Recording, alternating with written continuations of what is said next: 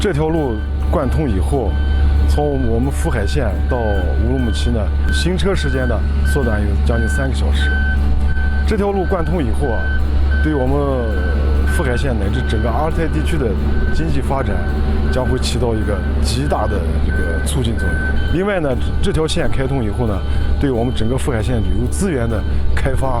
和建设，它也会起到一个很大的促进作用。